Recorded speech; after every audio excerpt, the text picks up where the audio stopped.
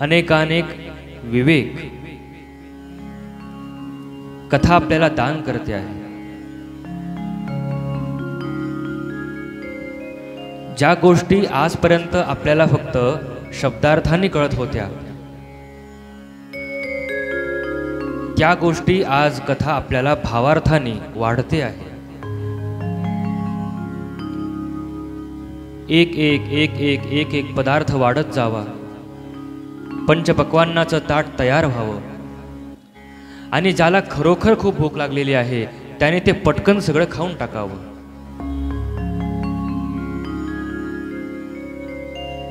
तसं हरिकथेच्या या कथा, हरिकथेचे सिद्धांत, हरिकथेमधून मिळणारे विवेक हे एकेका व्यंजनासारखे आहेत।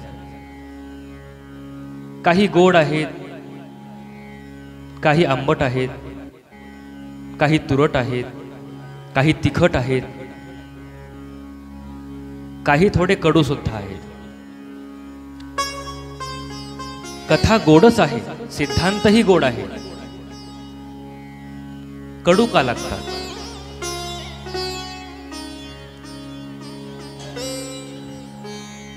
अजून त्या विषयातली आपल्याला गोडी नाही कळली म्हणून ते कडू लागतात। कारलं कसं आहे? कडू आहे, पण काही लोकांना ते खूप गोड वाटतं, म्हणजे खूप आवडतं।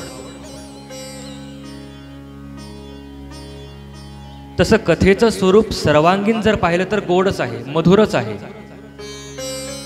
पण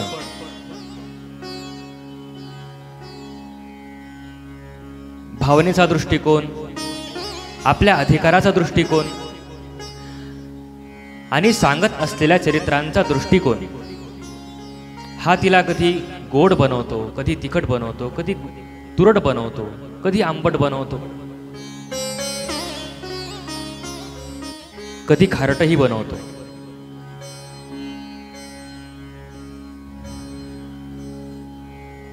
म्हणून तर पंचपक्वान्न असं म्हणतात ना, जी सर्वसमावेशक असते तिला म्हणतात कथा। टाकून देण्याजोगं या कथेमध्ये काहीच नाही। जितकं सगळं काही आहे ते सगळं काही घेण्याजोगं आहे।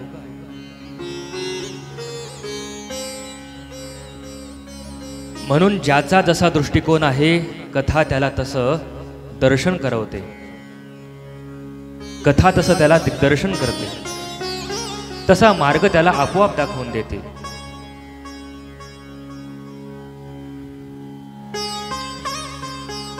आणि विशेष व्यासपीठ हे भाग्यवान आहे, कारण ह्या व्यासपीठाला, ह्या कथेला जो दृष्टिकोन प्राप्त झालेला आहे तो पूज्य सद्गुरूंनी दान केलेला आहे। चरित्र या जगामध्ये कमी नाहीत, या जगामध्ये भक्त कमी नाही, पण ज्या दृष्टिकोनातून, ज्या भावनेतून हे चरित्र गायले जात आहेत ते सगळ्यांना गोड वाटत आहे। प्रत्येकाला असं वाटतं की अरे हे तर आमच्याच जीवनातलं सांगता आहेत, हा तर आमचा रोजचा अनुभव आहे, हे तर आम्ही अनुभवतो आहोत।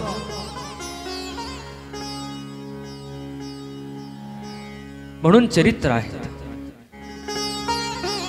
भक्तीच्या दृष्टिकोनातून, वैराग्याच्या दृष्टिकोनातून, ज्ञानाच्या दृष्टिकोनातून हे चरित्र गायले जात आहेत।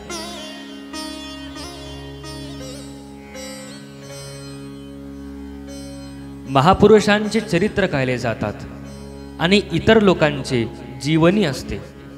जीवनी याचा अर्थ ऐतिहासिकदृष्ट्या, भौगोलिकदृष्ट्या त्यांचा जन्म केव्हा झाला, कधी झाला, कसा झाला, त्यांनी काय काय केलं, ही जीवनी असते। पण महापुरुषांचं असतं त्याला चरित्र असं म्हणतात,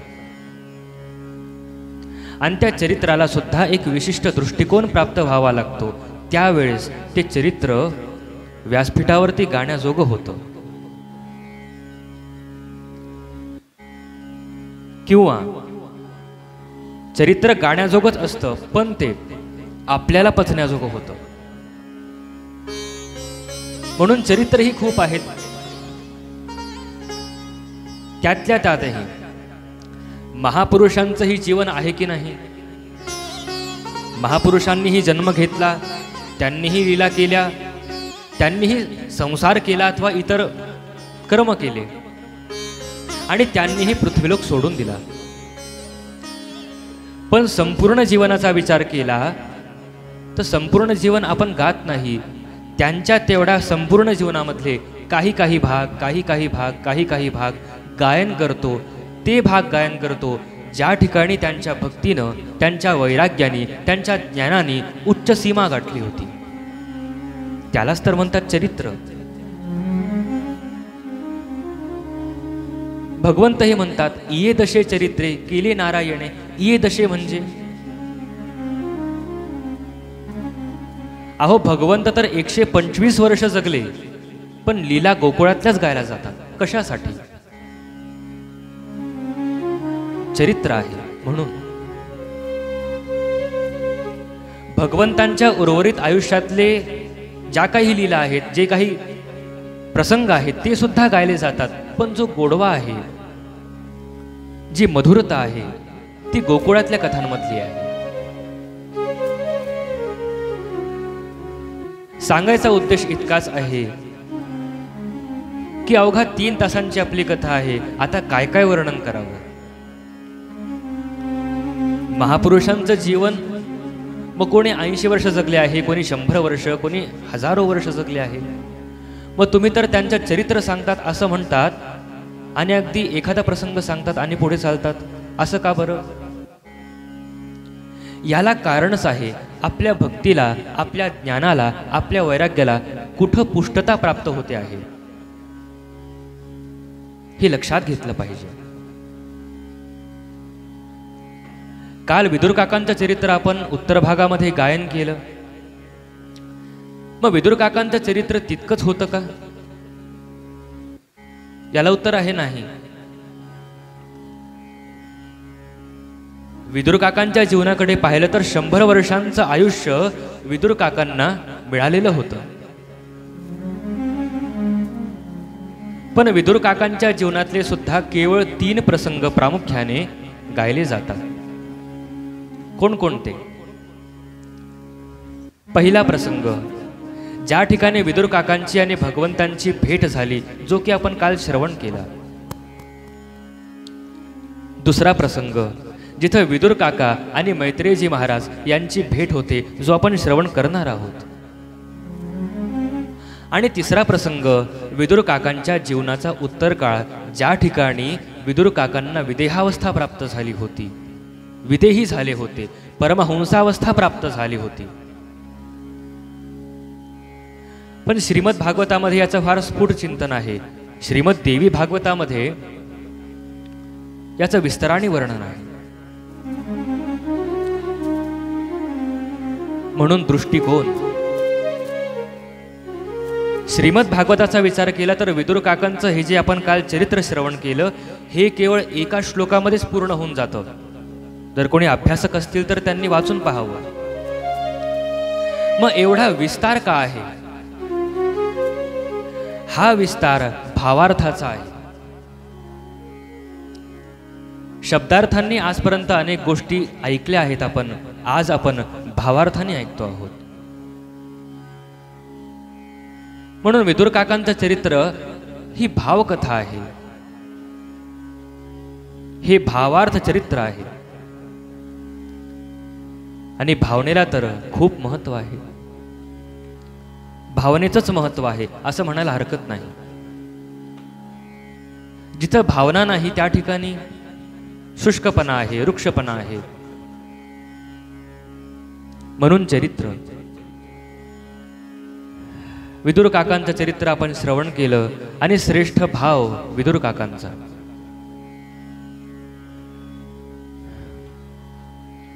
भगवंत माझ्या घरी आलेले आहेत, परंतु मला त्यांना देण्यासाठी काही एक गोष्ट नाहीये. मी त्यांना काही अर्पण करू शकत नाही.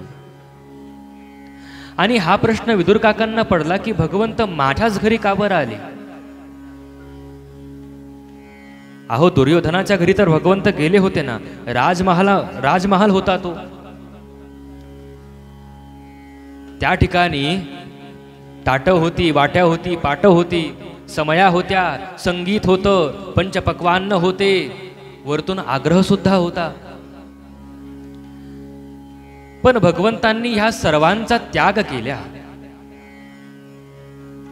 दुर्योधन का मेवा त्यागो, साग विदुर घर खाई, सबसे ऊंची प्रेम सगाई. काय रहस्य आहे भगवंतांचं. इथं भगवंतांकडे पाहिलं तर भगवंतांना उपचाराची कमतरता पडत नाही बरं. आणि भगवंतांनी खरोखरच ठरवलं तर समोरचा उपचार करून करून करून करून हवालदिल होतो, पण भगवंतांचे उपचार संपत नाही. हे भगवंतांचं वैशिष्ट्य आहे. पंचोपचारांनी आपण पूजा करतो, षोडशोपचारांनी आपण पूजा करतो, पण राजोपचार म्हणून सुद्धा भगवंतांचे उपचार केले जातात. जसा एखादा राजा असतो ना, तसा भगवंतांचे उपचार केले जातात. मग भगवंतांना उपचारांना कमतरता लागत नाही. मग हे पाहिजे तर हे पाहिजेच मला. सोहळ्यामध्ये पूजा केली पाहिजे तर केलीच पाहिजे, सोहळ्यातलं पाणी पाहिजे तर पाहिजेच. भगवंत उपचारांना कमी करत नाही. हे भगवंतांचं एक रूप. आणि दुसरं रूप जिथं भगवंत कुठल्याही उपचाराचा विचार करत नाही, सरळ जातात आणि कन्या सेवन करतात. काय रहस्य आहे याला? कारण आहे भक्तांचा देवाप्रती असलेला भाव.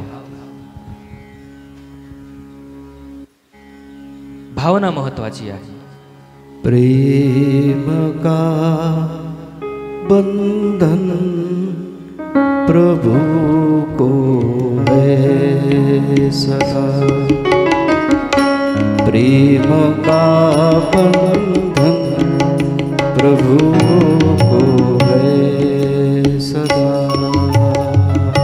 प्रेम का बंधन प्रभु को है सदा, प्रेम का बंधन प्रभु को है सदा, प्रेम का बंधन प्रभु को है सदा, प्रेम का बंधन प्रभु को है सदा, प्रेम का बंधन प्रभु को है सदा, प्रेम का बंधन प्रभु को है सदा, प्रेम से राजी प्रभु जी हो गए, प्रेम से राजी प्रभु जी हो गए, प्रेम का बंधन प्रभु को है सदा, प्रेम का बंधन प्रभु को है सदा, प्रेम का बंधन प्रभु को है सदा, प्रेम का बंधन प्रभु को है सदा.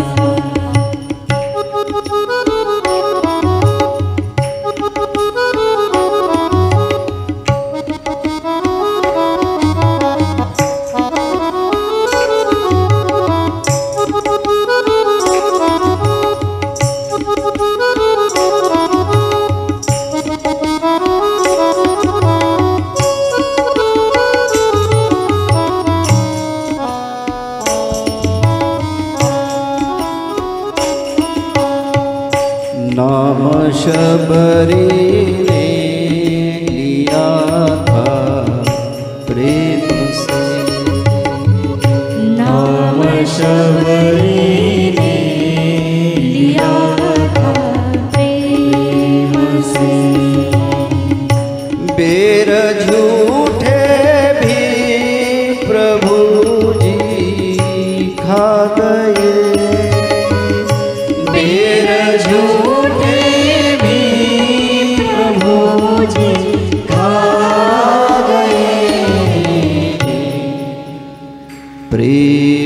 का बंधन प्रभु को है सदा। बंधन प्रभु को है सदा।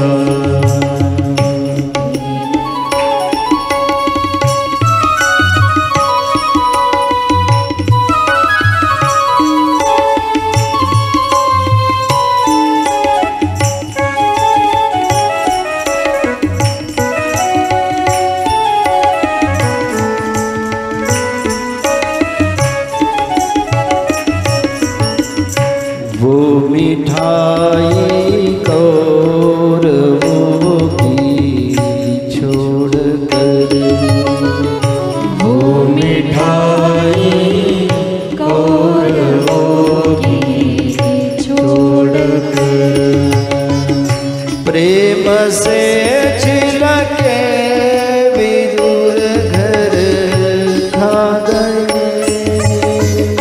प्रेम से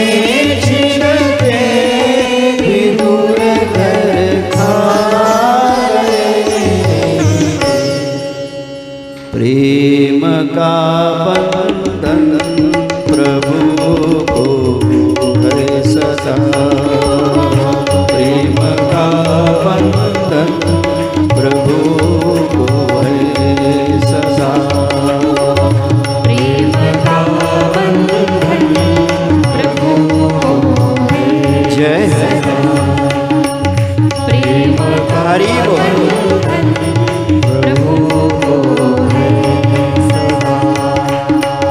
प्रेम से राजी प्रभु जी हो गए। प्रेम से राजी प्रभु जी हो गए। प्रेम का बंधन प्रभु को है सदा।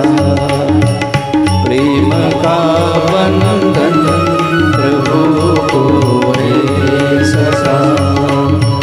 प्रेम का बंधन प्रभु को है सदा।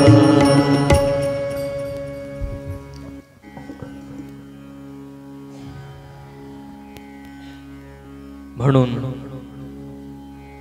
देव बांधले जातात प्रेमाने, भावनेने, भावाने।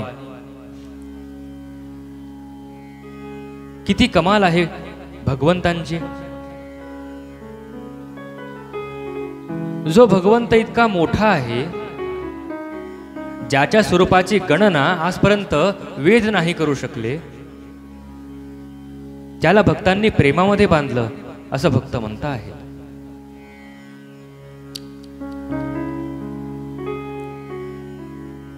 भगवंत विश्वंभर आहेत। साऱ्या जीवाचं, साऱ्या सृष्टीचं ते पोट भरतात। पण भक्त एकटे असे आहेत जे भगवंतांची सुद्धा भूक भागवतात।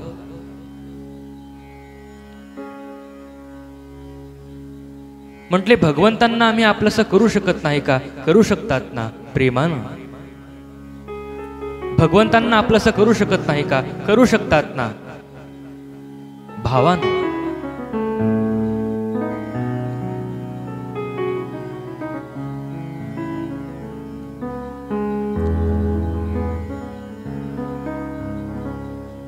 किती अंतर आहे मनुष्यामध्ये आणि भगवंतांमध्ये। आणि भगवंतांना काय लागतं बरं? हा प्रश्न ज्या वेळेस भक्तांनी केला त्यावेळेस भगवंतांना एक लागतं, त्याला प्रेम असं म्हणतात। प्रेमाशिवाय भगवंत दुसरं काही अपेक्षाच करत नाही। पत्रम पुष्पम फलम तोयम यो मे भक्त्या प्रयच्छति। मी सगळं काही घेतो पण केव्हा, कधी? प्रेमाने ज्यावेळेस मला कोणी अर्पण करतो त्यावेळेस। नुसतं या श्लोकाचा आधार घेऊन देवाला काही चालतं नाही, नाही असं नसतं। सामर्थ्य आणि कामना दोन गोष्टी अशा आहेत की ज्या ठिकाणी भगवंतांना द्यावंच लागतं। जिथं कामना आहे, काहीतरी इच्छा आहे, त्या ठिकाणी मग सगळे उपचार करावे लागतात. आणि जिथं सामर्थ्य आहे मग त्या ठिकाणी असं म्हणून चालत नाही, अहो देवाला कसलंही पाणी चालतं, कसलंही फूल चालतं, कसलंही पान चालतं. स्वतःसाठी माणूस बरं करतो. ह्या दोन गोष्टी अशा आहेत की ज्या ठिकाणी सगळं काही करावंच लागतं. तिसरी गोष्ट अजून एक आहे, प्रेम, जिथं काहीच करावं लागत नाही. दुर्वासा ऋषी आले होते एकदा पांडवांची परीक्षा घ्यायला. बघूत म्हटले किती यांचा प्रताप आहे ते, यांच्या भक्तीचा प्रताप आहे ते. एकटे दुर्वासा नाही, सोबत 10,000 शिष्य होते. कसं संतुष्ट केलं त्यांना, काय देऊन संतुष्ट केलं. द्रौपदी आईसाहेबांनी फक्त एक तुळशीचं पान दिलं. कसं दिलं? हिरवगार पान, नुकतंच झाडाचं तोडून, ज्याच्यावरती दवबिंदू पडलेले आहेत, असं ताजं तवानं नाही. नाही, अहो घासायला ताट पडलेलं होतं, त्याला कुठंतरी चिकटलेलं होतं, ते नखांनी काढलं आणि मग दिलं. हे घ्या म्हटले, इतकं आहे माझ्याकडे, घेऊन टाका. काय कमाल आहे. हा भक्तीचा प्रताप आहे, हे भक्तीचं बंधन आहे, हे प्रेमाचं बंधन आहे, जिथं भगवंत बांधल्या जातात. आणि काल आपण पाहिलं, भगवंत बांधले गेले. विदुर काकांना परमानंदाचं दान केलं, विदुर काकांच्या भावनेचा आदर केला. विदुर काकांना परमानंद दान केला आणि भगवंत द्वारकेला निघून गेले. इकडे विदुर काका पुन्हा एकदा येऊन स्थिर झाले हस्तिनापुरामध्ये आणि पुन्हा सुरुवात केली उपदेश द्यायला धृतराष्ट्रजी महाराजांना. कशासाठी? संत होते म्हणून, संत हृदय होतं म्हणून. हे माहीत होतं, हे कळत होतं की हा माझा ऐकत नाहीये, तरी सुद्धा पुन्हा पुन्हा पुन्हा पुन्हा त्याच गोष्टी सांगायला लागले. पण दुर्योधनाला हे सहन नाही झालं आणि नको नको त्या शब्दांमध्ये त्यांचा अपमान केला. आणि विदुर काकांनी पुन्हा एकदा संकल्प केला की आता पुन्हा मी या ठिकाणी येणार नाही. आणि जे बाहेर पडले ते हस्तिनापुराच्या बाहेर येऊन स्थिर झाले. बाहेर येऊन पाहतात तर भगवंत खाली मान घालून हसत उभे होते. विदुर काका म्हणतात, भगवंता, अहो इथं तुमच्या भक्ताचा अपमान झाला आणि तुम्ही हसता आहेत. विदुरा, अरे तुझा अपमान करण्याची बुद्धी दुर्योधनाला मीच दान केली होती म्हटले. भगवंता, तुम्ही अशा सुद्धा लीला करतात का म्हटले. विदुरा, अरे जोपर्यंत माझा भक्त ज्या घरामध्ये असतो तोपर्यंत मी त्या घराचा विनाश करू शकत नाही. तू इथून फक्त बाहेर निघ, मग बघ तू येईपर्यंत मी जागा कशी सपाट करून ठेवतो, साफ करून ठेवतो, स्वच्छ करून ठेवतो. भगवंतांना प्रेरणादान केली विदुर काकांना. विदुरा, तू तीर्थयात्रा कर. विदुर काका निघून गेले तीर्थयात्रेमध्ये. तीर्थयात्रा करता करता येऊन पोहोचले वृंदावनामध्ये. लक्षात आलं, याच ठिकाणी तर माझ्या भगवंतांनी लहानपणी अनेकानेक लीला केल्या आहेत. याच ठिकाणी माझे भगवंत खेळले आहेत, बागडले आहेत, अनेकानेक लीला केल्या आहेत. म्हणून तिथल्या मातीमध्ये, वाळूमध्ये आपलं शरीर झोपून दिलं. समोर पाहतात तर काय, महाभागवत उद्धवजी महाराज येऊन पोहोचलेले आहेत. त्यांना पाहिल्याबरोबर विदुर काकांनी नमस्कार केला. उद्धवजी महाराजांनी सुद्धा नमस्कार केला. दोघही वैष्णव एका वृक्षाखाली विराजमान झाले. आता दोन वैष्णव एकत्र झाले, त्यांच्या काय चर्चा असतील बरं? संसाराच्या गोष्टी बिलकुल नाही करणार. काय राजकीय घडामोडी सुरू आहेत, काय हालचाली सुरू आहेत, याच्याबद्दल बिलकुल ते बोलणार नाही. कुणाचं काय झालं, कुणाचं का झालं, कसं झालं, याबद्दल ते चर्चा काहीच नाही करणार. कुणाची सून चांगली, कुणाची सासू चांगली, कुणाचे दीर चांगले, कुणाचे वाईट आहेत, या गोष्टी करतील का?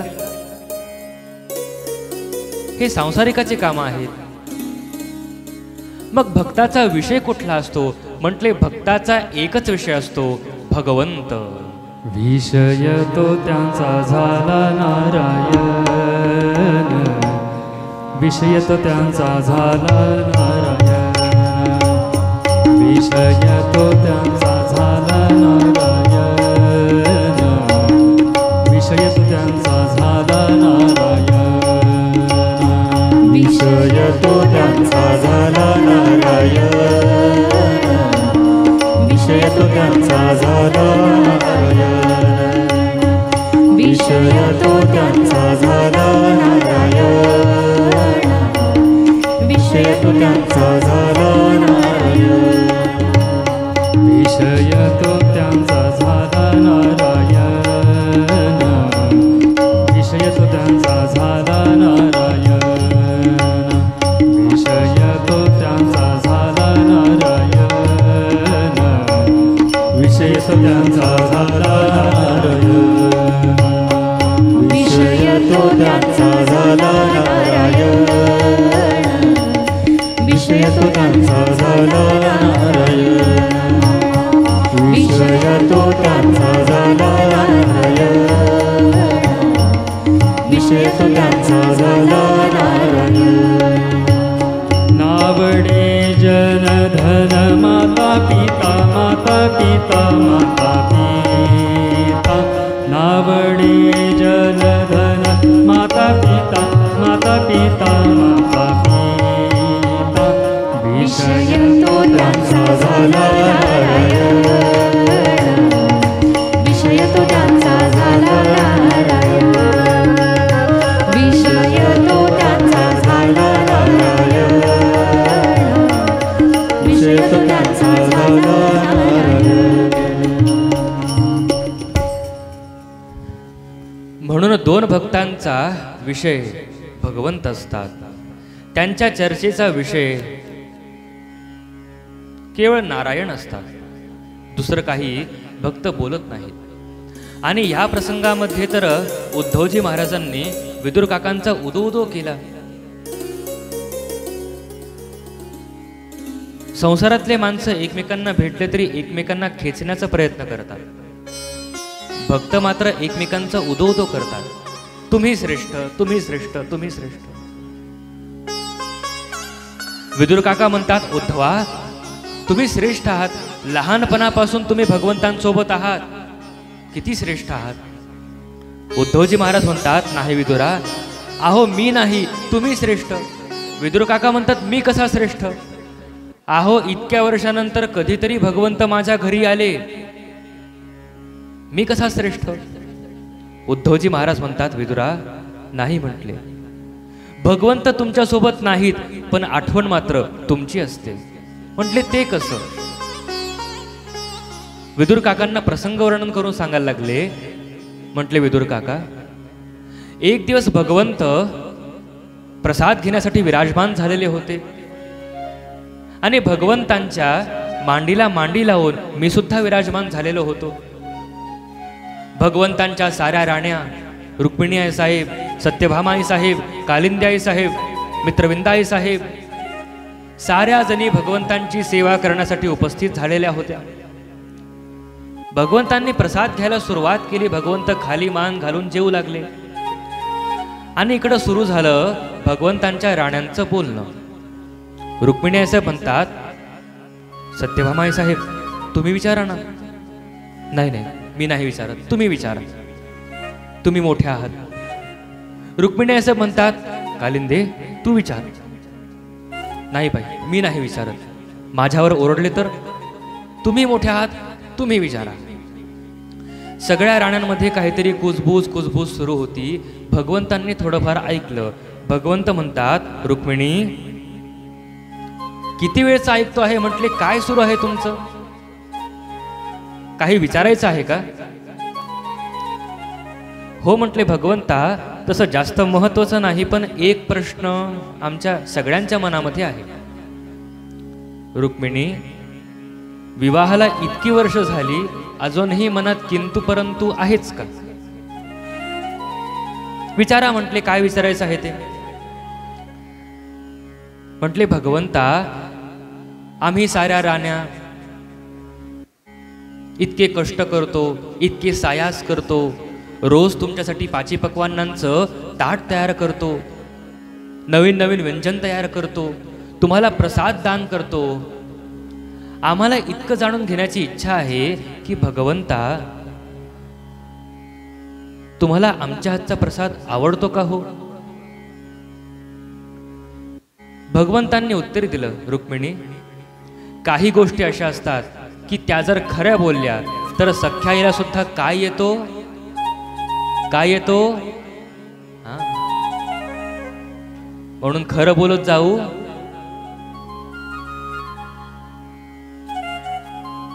भगवंत म्हणतात, रुक्मिणी, तुम्ही इतके कष्ट करतात, सायास करतात, नवीन नवीन व्यंजन तयार करतात, पण एक गोष्ट लाख मोलाची सांगतो, जी सर माझ्या विदुराच्या घरच्या कन्यांना आहे ना, ती तुमच्या पाचेपक्वांना सुद्धा येत नाही. हे ऐकल्याबरोबर विदुर काकांच्या डोळ्यामध्ये अश्रू दाटून आले. कधीतरी भगवंत माझ्या घरी आलेले होते, 2, 5, 10 मिनिटं थांबले, माझ्या हातच्या कन्या सेवन केल्या आणि त्याची चव भगवंतांना अजून सुद्धा लक्षात आहे. धन्य आहे मी, धन्य आहे, धन्य आहे. विदुर काकांना धन्यता वाटायला लागली. उद्धवजी महाराज म्हणतात, विदुर काका, भगवंतांची एक तुम्हाला आज्ञा आहे म्हणते. तुम्ही तीर्थयात्रेला आलेल्याच आहात तर तुम्ही मैत्रेय ऋषींकडे जा आणि मैत्रेयांची शरणागती करा. तुम्ही त्यांचे शिष्य व्हा. निरोप घेतला उद्धवजी महाराजांचा आणि विदुर काकांची पावलं वळायला लागली मैत्रेयजी महाराजांच्या आश्रमाकडे. प्रश्न असा पडतो की विदुर काकांना जर भगवंतांचा सगुण साक्षात्कार झाला होता तर मग मैत्रेयांची शरणागती कर असं का निरोप पाठवला भगवंतांनी? अशी आज्ञा का पाठवली? मग भगवंतांनी दर्शन तर दिलं होतं ना, मग त्यांच्या जीवनाची परमार्थाची इति कर्तव्यता झालेली होती असं समजायला पाहिजे आपण.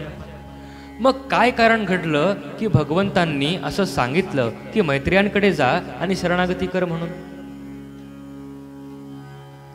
याला कारण असं आहे, पहा, परमार्थाच्या 2 बाजू असतात किंवा 2 पैलू असतात. भगवंतांचा साक्षात्कार ज्या साधकाला होतो त्याचे सुद्धा 2 प्रकार असतात. किती प्रकारांनी साक्षात्कार होतात? एक परोक्षानुभूती आणि एक अपरोक्षानुभूती. परोक्षानुभूती म्हणजे काय? त्यातही 2 प्रकार आहेत. पहिलं, एखादा भक्त निद्रेमध्ये आहे, झोपलेला आहे, एखादा साधक झोपेमध्ये आहे आणि स्वप्नामध्ये येऊन भगवंतांनी, जगदंबेने, गणपतीनं अथवा त्याच्या आराध्यांनी येऊन त्याला दर्शन द्यावं, एखादा आदेश दान करावा, एखादी प्रेरणा करावी, त्याला दर्शन दान करावं, याला म्हणतात स्वप्नदृष्टांत. आणि ते साधक, ते भक्त भाग्यवान असतात ज्यांच्या स्वप्नामध्ये भगवंत येतात, सद्गुरू येतात, आराध्य येतात. कोल्हे, कुत्रे, माणसं येण्यापेक्षा चांगलं आहे ना, देव येत आहेत ते. पण असं समजत जाऊ नये की या ठिकाणी परमार्थ पूर्ण झाला. दुसरा प्रकार असा आहे की ज्या मूर्तीची आपण पूजा करतो आहोत, जी मूर्ती आपण आपली आराध्य म्हणून निवडलेली आहे, ज्या भगवंतांची मूर्ती आपली आहे, जो आपला अर्चावतार आहे, त्या मूर्तीतून, त्या प्रतिमेतून भगवंत साक्षात आपल्याला दर्शन देतात. मग ज्या भावनेने आपण पूजा करतो, जशी आपण पूजा करतो, त्याच रूपामध्ये भगवंत आपल्याला सगुण रूपाने दर्शन दान करतात. मग भगवंत त्याही माध्यमातून काही आदेश दान करतात, काही बोलतात, कृपा करतात, हात ठेवतात, स्पर्श करतात. कधी कधी काही भक्तांना असेही अनुभव आलेले आहेत की भगवंत आले, मग पावलांचे चिन्ह दिसले अथवा काय. हे दृष्टांताचे प्रकार आहेत. पण परमार्थाला हे पूरक जरी असले तरी परमार्थ पूर्ण होत नसतो. इतकंच आपण समजू शकतो की आपण परमार्थाच्या मार्गावरती चांगल्या पद्धतीनं प्रगती करतो आहोत, पण परमार्थ पूर्ण झाला, आता मला पुढे देवाची भक्ती करायची गरजच नाही असं कोणीही समजता कामा नये. ही झाली परोक्षानुभूती, ग्रंथातून मिळणारं ज्ञान आणि अशा प्रकारचे दृष्टांत, याला म्हणतात परोक्षानुभूती. पण ग्रंथामध्ये जे आपण ज्ञान वाचतो, जो भगवंत आपण कथांमध्ये ऐकतो, ग्रंथांमध्ये वाचतो, स्वप्नामध्ये पाहतो, तो भगवंत आपल्याला चराचरात दिसावा, याला म्हणतात अपरोक्षानुभूती. म्हटले ही अपरोक्षानुभूती कुठल्या साधनाने आपल्याला भेटते? कुठल्याही साधनाने भेटत नाही, त्याला लागते केवळ गुरुकृपा. साधनाने लागत नाही असं म्हणत असताना साधन केवळ गुरूंपर्यंत नेऊन पोहोचवतं, अथवा गुरुकृपेचा क्षण तितका तितका तितका तितका जवळ आणतं, पण साधनांनी सुद्धा ते साध्य होत नाही. त्यासाठी लागतात गुरुच, गुरुकृपा लागते. अनेक माणसं म्हणतात की आम्हाला देवाची आवश्यकता नाही, देव तर सगळीकडे आहे, देव तर सगळीकडे आहे. अशा माणसांचं इतकं उलटं होऊन जातं. देव सगळीकडे आहे, देव सगळीकडे आहे असं तर म्हणतात, पण प्रकर्षाने ज्या ठिकाणी देव असतो म्हणजे मंदिरामध्ये, त्या ठिकाणी ते जात नाही. किती विचित्र गोष्ट आहे. मग देव सगळीकडे आहे असं जर तुमचं म्हणणं आहे, मग जसे घरात बसतात तसे मंदिरात बसा ना. तसं नाही करत, घरीच बसतात. पण पहा, साखर गोड आहे, गुळ गोड आहे असं म्हणणं वेगळं, आणि ते खाल्ल्यानंतर त्याची गोडी प्राप्त होणं ही गोष्ट वेगळी आहे. एक दृष्टांत महाराज नेहमी कथेमध्ये सांगतात. एखादा मुका असावा, बिचाऱ्याला बोलता येत नाही. त्याला कोणीतरी खायला साखर दिली. त्यांनी साखर खाल्ली. त्याला कोणीतरी विचारलं, सांगा भाऊ, साखर कशी आहे? गोड आहे म्हटले. नाही, किती गोड आहे? खूप गोड आहे. अहो किती गोड आहे? अहो खूप गोड आहे. हो.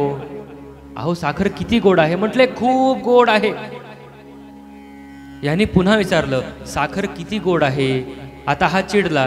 यांनी एक मूठभर साखर घेतली, त्याला आ करायला लावला आणि त्याच्या तोंडामध्ये कोंबली. आता सांग म्हटले, साखर कशी आहे? गोड आहे. किती गोड आहे? खूप गोड आहे. अरे किती गोड आहे? खूप गोड आहे. तो म्हणतो, तुला माहिती, मला माहिती, गप्प बस. जशी ही गोष्ट होती तसं भक्तांचं, तसं साधकांचं होतं. देव आहे, देव सगळीकडे आहे असं म्हणणं वेगळं, आणि त्या गोष्टीची गोडी प्राप्त होणं ही गोष्ट वेगळं. ही गोष्ट वेगळी आहे. म्हणून त्या एका अपरोक्षानुभूतीसाठी संतांचा आश्रय, सद्गुरूंचा आश्रय करावा लागतो. म्हटले संतांचाच आश्रय का बरं? संत का बरं? याला उत्तर आहे, भगवंत भगवंत असून तो अनुभव दान करू शकत नाही. म्हटले मग भगवंत काय करतात? भगवंत संतांचं रूप घेतात. संतांचं रूप घेऊन सर्वसामान्य अवस्थेमध्ये आपल्यासारखे दोन हात, आपल्यासारखे दोन पाय, सगळं काही आपल्यासारखं, आणि मग साधकांना उपदेशांचं दान करतात. परंतु संत साधू आपल्यासारखे दिसत असले तरी सुद्धा त्यांना मनुष्याकृती मानत जाऊ नये. याला कारण काय? याला असं सांगतात, ते प्रत्यक्ष ज्ञान असतं. तो ज्ञानाचा पुतळा असतो. सामान्य मनुष्य म्हणून जर त्यांच्याकडे पाहण्याची दृष्टी आपण ठेवली तर क्वचितही नाही, ते लाभ दान करू शकत नाहीत. म्हणून तर सद्गुरूंकडे पाहण्याची दृष्टी सद्गुरूंसारखीच असली पाहिजे. लक्षात इतकी गोष्ट असली पाहिजे की हे माझे सद्गुरू आहेत आणि ह्यांच्याकडून मला भगवंतांचा अपरोक्ष साक्षात्कार होणार आहे, ही गोष्ट लक्षात ठेवली पाहिजे. म्हटले संतांची शरणागती करून मग काय केलं पाहिजे? म्हटले संतांची सेवा केली पाहिजे. सेवा का केली पाहिजे? तर सिद्धांत सांगतात, सेवेनं इंद्रिय शुद्ध होतात आणि सेवेनं अहंकाराचा नाश होतो. तेथ तनु मनो जीवे चरणासी लागावे आणि अगरवता करावे दास सकळ. मग तिथं तनाने सेवा करावी, मनाने सेवा करावी, जीवाने सेवा करावी, आणि चौथा पर्याय लागलं तर धनाने सुद्धा सेवा करावी. सेवेचा परिणाम असा होतो की जो देहभाव, जो अनेकानेक साधनांनी सुद्धा विकल होत नाही, विरळ होत नाही, तो सद्गुरूंच्या केवळ सेवेने विकल होऊन जातो. देहभाव गेला की मग आपण देव झालो असं समजावं. म्हणून तर अनेकानेक संतांनी अनेकानेक साधूंनी सद्गुरूंची शरणागती केलेली पाहायला भेटते. तुकोबरायांना जर विचारलं तर तुकोबराय स्पष्टतेने सांगतात की माझा विश्वास तर संतांच्या पायावरती आहे, दुसरा माझा विश्वास कोणावरही नाही आणि कशावरही नाही. संत म्हणतात संतांची पायी हा माझा विश्वास, संतांची पायी हा माझा विश्वास, संतांची पायी हा माझा विश्वास, संतांची पायी हा माझा विश्वास, संतांची पायी हा माझा विश्वास, संतांची पायी हा माझा विश्वास, संतांची पायी हा माझा विश्वास, संतांची पायी हा माझा विश्वास. सर्व भावी दास झालो त्यांचा, सर्व भावी दास झालो त्यांचा, तिची माझे हित करीती सखल, तेची माझे हित करीती सखल, तेची माझे हित करीती सकल.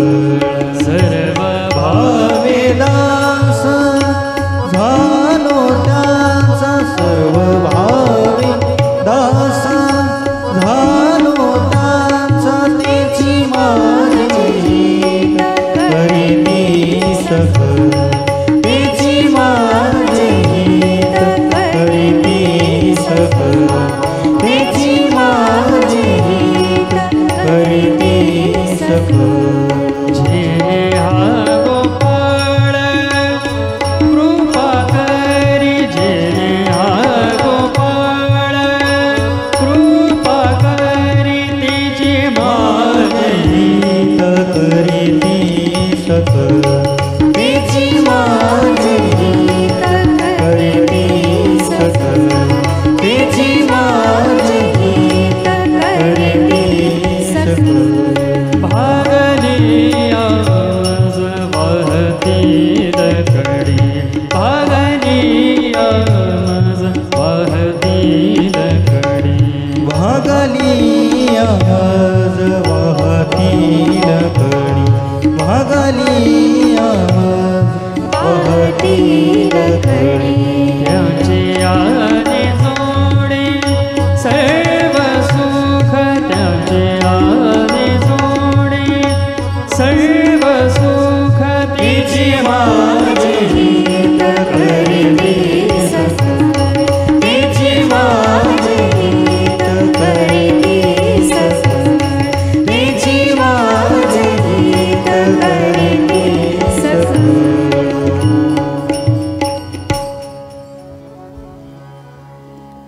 तेची माझे हित करीती सकळ, चकारात्मक बोलले. तेच माझं कल्याण करू शकतात, तेच माझं हित करू शकतात, दुसरं कोणी करू शकत नाही. जग दिसत आहे, पण हे जे जग दिसत आहे याला नेमकं कारण कोण आहे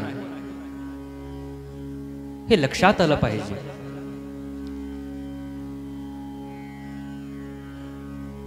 ह्या जगाचा कर्ता कोण आहे, या जगाचा कारण कोण आहे, याला उत्तर प्राप्त झालं परमात्मा. सरळ त्याच्यापर्यंत जर गेलं तर प्रत्येकाला माहिती आहे की देवाने सगळं निर्माण केलं, पण कसं निर्माण केलं, हा जो क्रम आहे सृष्टीचा हा कसा निर्माण झाला हे जोपर्यंत आपण जाणत नाही तोपर्यंत भगवंत किती मोठा आहे आणि कसा आहे याचं स्वरूप आपल्याला आकळताच येत नाही. म्हणून सृष्टी उत्पत्तीचा हा कथाभाग आलेला आहे. विदुर काकांनी प्रश्न केला, गुरु महाराज या सृष्टीची उत्पत्ती कशी झाली हे मला तुम्ही सांगा. मैत्रेयजी महाराज सांगतात आहेत विदुर काकांना, शुकदेवजी महाराज सांगता आहेत राजा परीक्षितांना, आणि सूतजी महाराज सांगता आहेत शौनकादी ऋषींना. म्हटले आधी कुठंच काही नव्हतं. एकटे एकटे एकटे परमात्मा होते.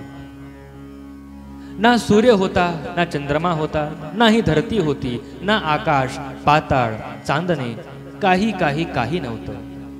इथं होते केवळ एकटे परमात्मा. पण एकटे परमात्मा होते, त्यांना मात्र काही कर्मेनासं झालं.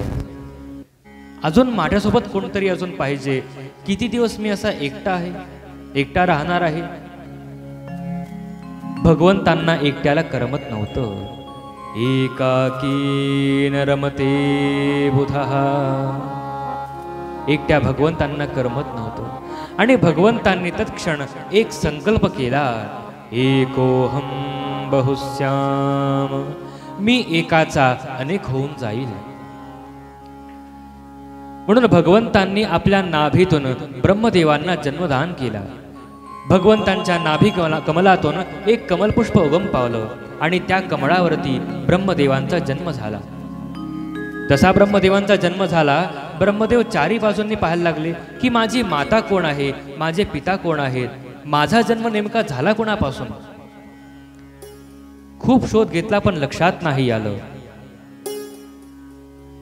जे कमळ उगम पावलेलं होतं त्या कमळावरून ब्रह्मदेव खाली उतरले आणि त्या कमळाच्या दांडीला धरत धरत धरत खाली खाली खाली खालच्या दिशेने जायला लागले. 100 वर्षांपर्यंत ब्रह्मदेव त्या देठाचा आधार घेऊन खालच्या दिशेने येत होते.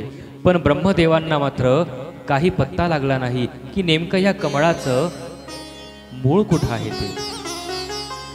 थकून भागून बिचारे ब्रह्मदेव पुन्हा कमळावरती येऊन विराजमान झाले. जसे येऊन विराजमान झाले तसं ब्रह्मदेवांच्या कानावरती आकाशवाणी येऊन पडली. ब्रह्मदेवा तप तप तप. ब्रह्मदेवा तुम्ही तप करा. ब्रह्मदेवांनी त्यांच्या आयुष्य मर्यादेनुसार 100 वर्षांपर्यंत भगवंतांची तपश्चर्या केली.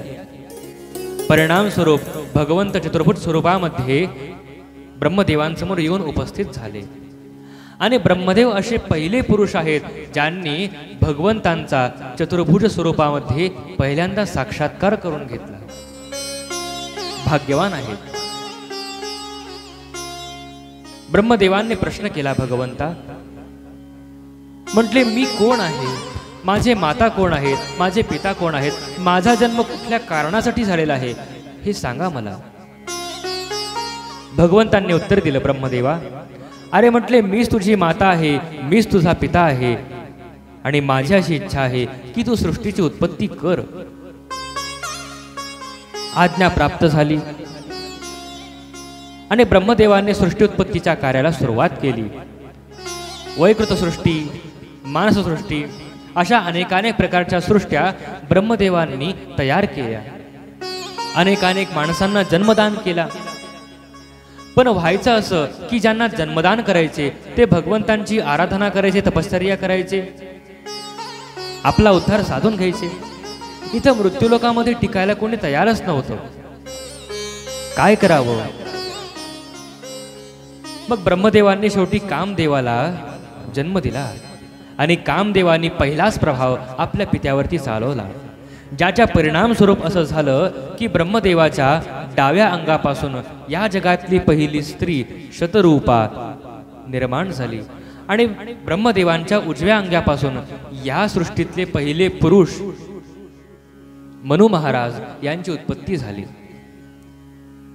ब्रह्मदेवांनी आज्ञा केली, मनु महाराज, शतरूपा, तुम्ही दोघांनी वैदिक पद्धतीने विवाह करा आणि संततीला जन्मदान करा, ही माझी तुम्हाला आज्ञा आहे. मनु महाराजांनी आज्ञा स्वीकार केली पण प्रार्थना केली, ब्रह्मदेवा, आम्ही विवाह करू, संततीला जन्मदान करू, पण आमच्या संततीला राहण्यासाठी जागेची व्यवस्था तुम्ही करा. म्हटले त्यावेळेस ही पृथ्वी या ठिकाणी नव्हती का. नाही म्हटले. म्हटले कुठे होती. म्हटले रसातळामध्ये नेऊन ठेवलेली होती. कुणी नेऊन ठेवली होती. म्हटले हिरण्याक्ष नावाच्या एका असुराने. म्हटले हा हिरण्याक्ष नावाचा असुर कोण होता. म्हटलो कथाभाग वर्णन करून सांगायला लागले. एक दिवस ब्रह्मदेवांचे 4 मानसपुत्र सनक, सनंदन, सनातन आणि सनत कुमार हे वैकुंठ लोकामध्ये जाऊन पोहोचले. महाद्वाराजवळ जाऊन पोहोचले. आत जाणारच होते तर द्वारपालांनी जय आणि विजयांनी सनत कुमारांना रोखलं. वैकुंठामध्ये जाण्याचा आमचा अधिकार असताना सुद्धा दोघांनी आम्हाला रोखलेला आहे याचा राग आला सनत कुमारांना. आणि सनत कुमार म्हणायला लागले, जय आणि विजयांनो, वैकुंठामध्ये प्रवेश करण्याचा आमचा अधिकार असताना सुद्धा तुम्ही आम्हाला रोखलेला आहे. आम्ही तुम्हाला शाप देतो की 3 वेळा असुर म्हणून तुमचा मृत्यूलोकामध्ये जन्म होईल. ही सगळी कथा ऐकली भगवंतांनी आणि भगवंत सुद्धा महाद्वारावरती येऊन उपस्थित झाले. सगळा प्रसंग जाणला आणि भगवंत म्हणतात सनत कुमारांनो, अरे जय विजय हे माझे पार्षद आहेत म्हटले, माझे भक्त आहेत, तुम्ही त्यांना उशाप दान करा. सनत कुमारांनी उशाप दान केला. जय विजयांनो, प्रत्येक जन्मामध्ये भगवंत स्वतः एक अवतार घेतील आणि तुमचा उद्धार करतील. याच प्रसंगामध्ये मृत्यूलोकामध्ये एक प्रसंग घडला. संध्याकाळचा समय झालेला होता. कश्यपजी महाराज संध्याक्रम करण्यासाठी विराजमान झालेले होते आणि अशाच समयाला कश्यपांच्या धर्मपत्नी दिती आईसाहेब कश्यपांजवळ येऊन उपस्थित झाल्या. आईसाहेबांनी भडक शृंगार केलेला होता आणि आईसाहेबांच्या मनातला भाव कश्यपांनी जाणला. कश्यप म्हणाले, दिती, आपल्या धर्मशास्त्रामध्ये प्रत्येक कार्याचा, प्रत्येक गोष्टीचे काही समय निवडून दिलेले आहेत. मी पवित्र असं संध्याक्रम करण्यासाठी विराजमान झालेलो आहे आणि ही वेळ सुद्धा सायंकालीन आहे. यावेळेस प्रत्यक्ष साम सदाशिव पार्वती मातेसोबत आणि आपल्या गणांसोबत साऱ्या पृथ्वीची प्रदक्षिणा करत असतात. जर त्यांच्या दृष्टीला हे अमंगल दृष्ट जर दिसलं तर आपल्यावरती रुष्ट होण्याची शक्यता आहे. पण आईसाहेबांनी मात्र जोर केला आणि नको ते कर्म सायंकाळच्या समयाला घडलं. परिणाम स्वरूप तिकडचे शापित झालेले जय आणि विजय दिती आईसाहेबांच्या उदरामध्ये येऊन स्थिर झाले. 9 महिन्यांचा कालावधी लोटला गेला. पाहता पाहता आईसाहेबांनी 2 लेकरांना जन्म दिला. पण ही 2 लेकरं जशी जशी वाढायला लागली तशी तशी त्यांची आसुरी प्रवृत्ती बळावत गेली. त्यापैकी जो मोठा होता हिरण्याक्ष, त्याने साऱ्या त्रैलोक्यावरती विजय मिळवला. ही जी पृथ्वी होती ती पृथ्वी आपल्या दाढेवरती घेतली आणि रसातळामध्ये नेऊन ठेवली. शेवटी ब्रह्मदेव आणि इतर देवतांनी भगवंतांना प्रार्थना केली की भगवंता, तुम्ही काहीही करा, अवतार धारण करा आणि पृथ्वीचा उद्धार करा.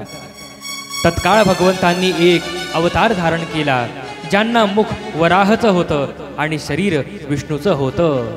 वराह नारायण भगवान की जय. तसाच भगवंतांचा अवतार झाला. भगवंतांनी जलामध्ये प्रवेश केला. घनघोर अशा प्रकारचं युद्ध आरंभ झालं. पाहता पाहता विजय भगवंतांचा झाला. भगवंतांनी आपल्या दाढेवरती धरेला धरलं, पृथ्वीला धरलं आणि भगवंत वर वर वर वर वर वर यायला लागले. आणि भगवंतांनी या पृथ्वीला या जलाच्या पृष्ठावरती म्हणजे जलाच्या पातळीवरती आणून ठेवलं आणि भगवंतांनी स्वतः पृथ्वीमध्ये प्रवेश केला. ही पृथ्वी जशी भगवंतांनी त्या काळी ठेवली तशी आजपर्यंत आहे. ही बुडतही नाही आणि विरघळतही नाही. याला कारण भगवंतांनी हिच्यामध्ये प्रवेश केलेला आहे आणि भगवंतांनी हिच्यामध्ये प्रवेश केला म्हणूनच या धरतीला, या धरेला, या वसुंधरेला एक नाव प्राप्त झालं. समुद्र वसने देवी पर्वतस्तन मंडले विष्णुपत्नी नमस्तुभ्यं पादस्पर्शं क्षमस्व मे. विष्णुपत्नी असं नाम प्राप्त झालं. मनु महाराज आणि शत्रुपाय साहेबांना त्यांच्या लेकरांसाठी जागा प्राप्त झाली. आज्ञा प्राप्त होती, तुम्ही दोघांनी विवाह करा आणि वैदिक पद्धतीनं लेकरांना जन्मदान करा. क्रमाक्रमाने मनु महाराज आणि शत्रुपाय साहेबांनी लेकरांना जन्मदान केला. त्यापैकी मनु महाराजांना 3 कन्या आणि 2 पुत्र प्राप्त झाले. आकुती, देवहूती, प्रसूती या 3 कन्या, उत्तानपाद आणि प्रियव्रत हे 2 लेकरं प्राप्त झाली. यापैकी जो प्रियव्रत नावाचा पुत्र होता त्याच्या घरी प्रत्यक्ष यज्ञ स्वरूपाने भगवंतांनी अवतार धारण केला आणि दोघांचाही गृहस्थाश्रम धन्य केला. प्रियव्रत तर पहिल्यापासून भगवत भक्त होताच. चरित्र असं सांगतं की नंतर प्रियव्रताला विदेहावस्था प्राप्त झाली होती. पुढे वर्णन करतात, म्हटले मी असं ऐकलं आहे की देवहूतीच्या घरी भगवंतांनी कपिल नारायण अवतार घेतला. म्हटले तो कसा घेतला, आम्हाला वर्णन करून सांगा.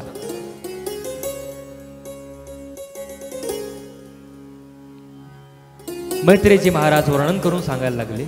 विदुरा, म्हटले सरस्वती नदीच्या तीरावरती कर्दम नावाचे ऋषी हजारो वर्षांपासून तपश्चर्या करत होते